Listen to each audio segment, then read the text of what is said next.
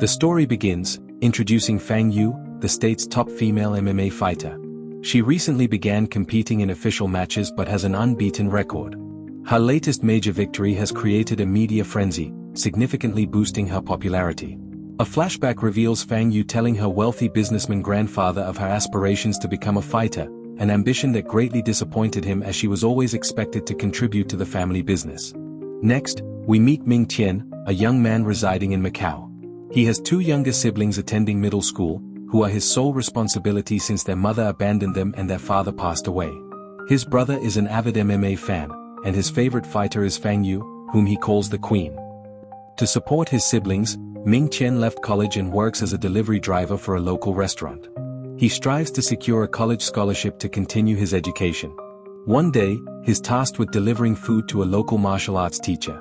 The job is challenging. The location is 20 minutes away, but the recipient demands delivery within 15 minutes. Under pressure, Ming Tian demonstrates an exceptional sense of direction, having memorized every street and shortcut in the city, which enhances his delivery efficiency. Nearing his destination, he spots a poor street vendor struggling to collect fruits that have spilled from her cart. As he helps her, the cart rolls down the street. It is then that MMA fighter Fang Yu appears, kicking the cart to stop it. This action causes more harm than good, as the cart breaks, destroying all the fruits. When asked to apologize, she simply hands the vendor a wad of cash for the damage and walks away. Ming Tian scoffs at her rude behavior and continues his delivery. Fang Yu then visits her former martial arts teacher, seeking guidance. Her family pressures her to leave MMA and join their business. Confused, she wants him to make the decision for her, but the teacher refuses, stating it's her choice alone. Just then, Ming Tian arrives, revealing that the customer who ordered the food is also the martial arts teacher. He and Fang Yu exchange glances but no words before parting ways. On his return to the restaurant, Ming Tian receives an email from a college offering a 70% scholarship. However, the college is in another state. He is torn between moving for his education or staying because his siblings are already settled in Macau. To resolve this dilemma, he visits a wisdom fountain, asking the universe for guidance. Simultaneously, Fang Yu is on the other side of the fountain, performing a similar ritual. After some contemplation, they both reach a decision. Fang Yu chooses to pursue her fighting career, while Ming Tian plans to move to the other state. Ming Tian's boss is a kind man who assists him with the relocation process and provides him with a delivery job in his new city. He even offers Ming Tian money and resources should he need them. In the following scene, we see Ming Tian and his siblings settling into their new house. Though not in the best neighborhood, the interior feels quite homely, and the children seem to love it, which ultimately pleases Ming Tian. As his first piece of decoration, he places a picture of himself and his late boxing master on a shelf, revealing he used to train with the master before his death. Following this, Ming Tian takes the kids to school, signs into his new job at a KFC, and finally goes to college for the first time. He has enrolled in Zhongzi, the state's top sports college. Before this year, the college was exclusively for girls. In fact, Ming Tian will be among the first male students at Zhongzi. However, upon entering, he realizes he might be the only male among hundreds of girls. He wonders if he misread the offer letter, as not a single man is visible. The girls are intrigued by the sole male, and his handsome appearance only intensifies their interest. Suddenly, he bumps into Xiaomi, a tomboyish student who enjoys boxing and skating. Ming Tian mistakes her for a boy and immediately starts chatting about how grateful he is to find another male. Instead of correcting him, Xiaomi simply places a tiny pink clip in her hair and introduces herself. A shocked Ming Tian apologizes before she skates away, glaring at him. The college president and a teacher named Mr. Wang are concerned because initially, 10 men applied to the college, but after touring and seeing only girls, all requested transfers. Currently, Ming Tian is the only one remaining. The president orders Mr. Wang to do whatever it takes to keep him content so he doesn't leave. They want to expand the college's horizons, and the presence of male students is crucial to that goal. Outside, the girls become frenzied by Ming Tian, blocking his path and offering unnecessary help. One of the girls and Xiaomi argue over who gets to take Ming Tian to the principal's office. The conflict only ends when he tricks them into looking away and makes a run for it. While escaping, he happens to bump into Fang Yu. He instantly recognizes her as the rude girl from Macau. She accidentally cuts his hand with her bag and offers him money for a band-aid. Ming Tian is furious at her materialistic behavior. He demands an apology, but to Fang Yu, money is superior to an apology. Before leaving, Ming Tian calls her a mannerless freak, which triggers a childhood trauma in Fang Yu. A flashback reveals that Fang Yu kicked the cart that day to save a little girl crossing the road in front of them. Her intentions were pure, but it caused the street vendor financial loss. In class, Ming Tian sits among several girls and is visibly uncomfortable. The girls can't help but stare, even though he dislikes the attention. Meanwhile, Xiaomi and Fang Yu are training together in the college's boxing club. It's revealed they are best friends who share a common interest in boxing. Xiaomi notices something bothering Fang Yu. When asked, Fang Yu claims that the new guy's harsh comments made her reconsider her behavior. In the following scene, she's home, still thinking about Ming Tian. A flashback shows that as a child, her parents refused to acknowledge her as a girl. They always wanted a son, so when she was born, they treated her like one. She wasn't allowed to grow her hair or wear girly clothes. Her naive mind only truly understood she was a girl when her younger brother was born.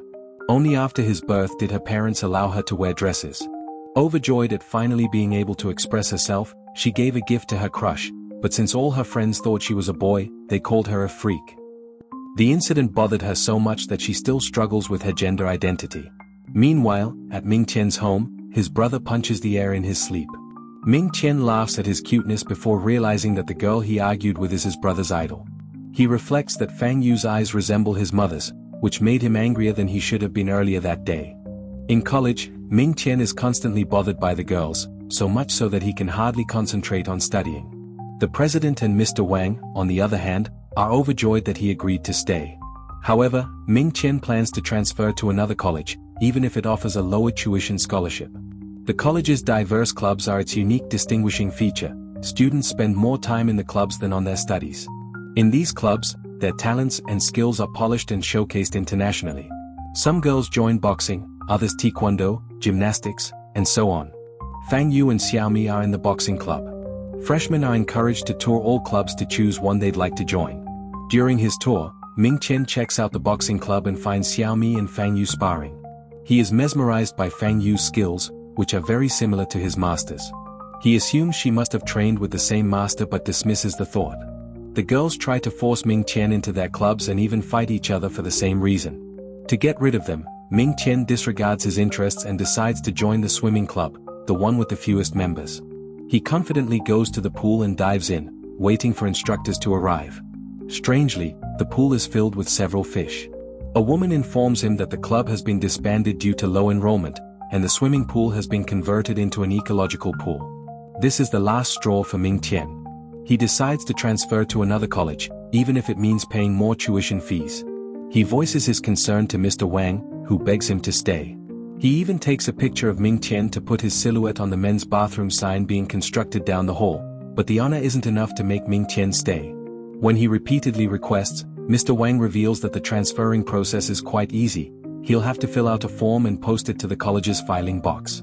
Ming Tian does as told but faces a slight problem. When he goes to post the form, a group of women, claiming to be the college's first graduates, stops him. They have been unofficially appointed by the president to prevent Ming Tian from reaching the filing box. The trained women easily defeat him and send him back to Mr. Wang's office. The teacher refuses to let Ming Tian transfer but offers a more appealing deal. He promises to extend his student loan payment period to 30 years with zero interest. Ming Tian would be studying for free if he accepts the deal. Given his current financial condition, he doesn't want to miss such an opportunity.